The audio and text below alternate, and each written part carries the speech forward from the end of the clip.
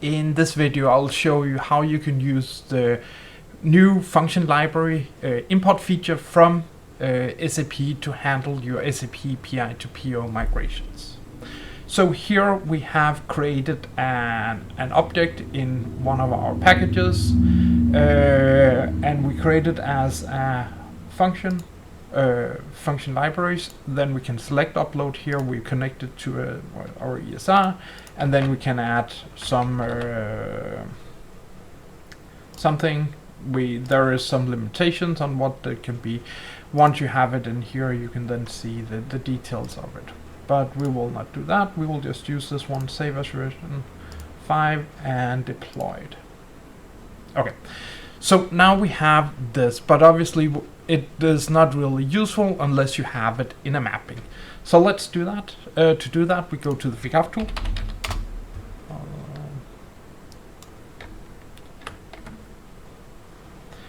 Here in the Figaf tool, we have our migration capability.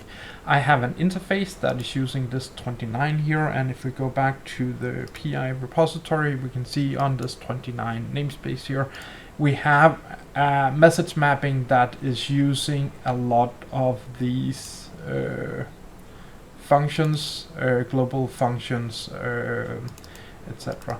And when I just look at the functions here, I've tried to put in both some up here in the global attribute sections. I have set up something in the init here, and then I have some different things. One is that's just adding using result lists, values, names here that are using these global functions and the parameters. So this is not a good good use, but something that test the limits of this. And here we have the message mapping where we can see that these functions are all used in. Okay, so we will go to the Vigup tool. Here we'll select an ICO here, and we will then write a new script here. It's called 25 functions demo. We will select which one we use. We will use our local process, no retry mechanism.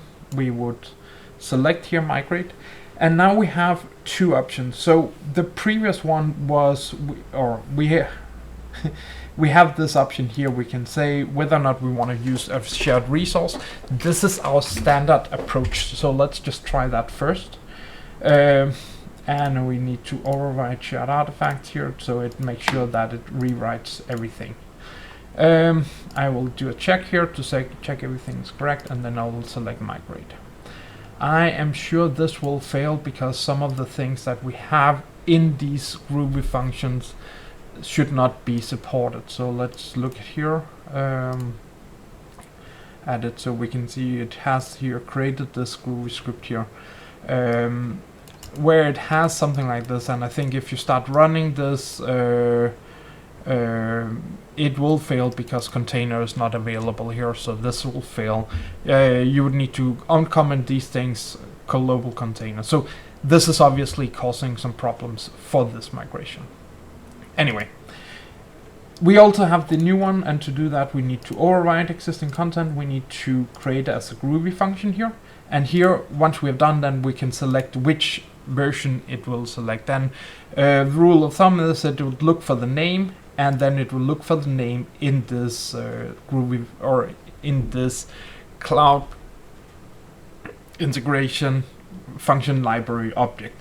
And I think you need to figure out a good way to do this. I think the best would probably be to put all of them in a single package and just have one function library in each of these. You may also create one for larger group, but I think it's probably better just to have one and one, because then you just need to link to one of these for each mapping. But yeah, I don't have any data on it. But now we are selecting that we need to migrate here. We will just check again. Click migrate. Now we're getting it with demo. And here, if I am looking at this message mapping now, I will then be able to see if I look at this, I can see the partner here. If I open here, we can see it opens this function library. So it is connected to this. And here we're using all the different functions in it. That's a different one. So I think here I set in some constants trying to fetch out some different information. Good. We could simulate, but don't want to do that. We'll just say deploy. So now we want to deploy this as a version, and we can then go back to our CPI flow. Already created a test case for this, so we want to migrate this. It's also pretty easy to create these test cases.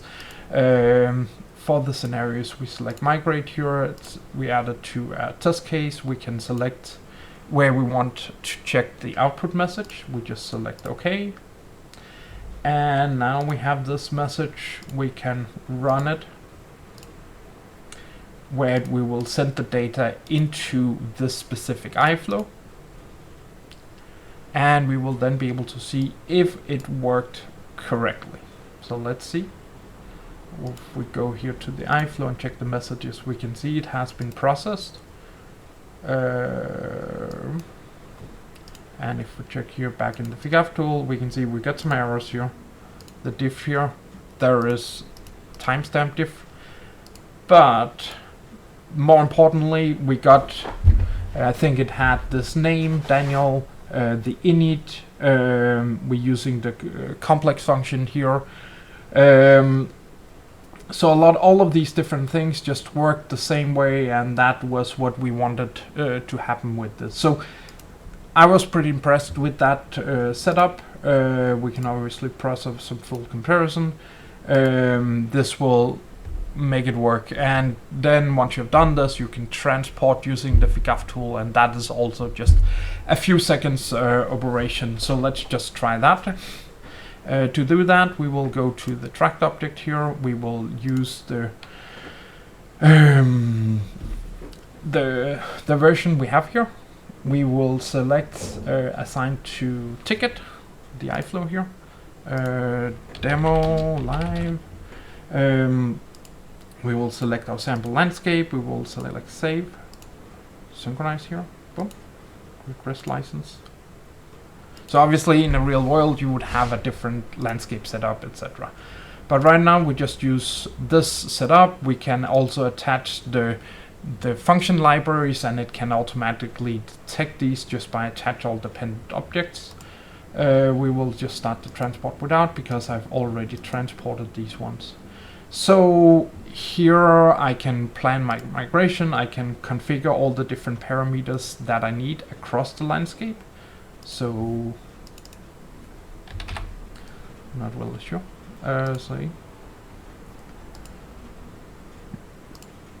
And then I can import it. And obviously we can also set up validation, all these different kind of things that you would expect here. So once it's completed, we can open this iFlow. We can see it in the QA system. And here in QA, we can then see that all the objects exist, and if our reference is correct, we can see it also links to the function library already included into this build. So this just makes the process much simpler, and I think it is really important to have all of the required function libraries in when they are migrated to make sure that everything works out smoothly. And obviously you can also from the tool see the function libraries that are used, and you can also see where these other use cases are, which iFlows are using these function libraries. So this makes the full transition management of these functions much better. And obviously SAP will add something into this, or into their migration tool that corresponds to this. What it would be like when, I have no idea, but I would imagine that it's pretty soon. Which will allow you to use the function libraries. But here you can try it out. You can try out the Figaf Migration Edition. Just go to the Figaf website and sign up for the Migration Edition. Give it a try and see how it works on your own systems. First off, with just the Groovy functions, and then once we released it, you can also try out this this function library feature, because I think that would be useful for some scenario, and you can mix and match these as you like. I hope you like this and want to see more like this. Please subscribe, and please share and sign up and share if there's something you have questions about. Thank you.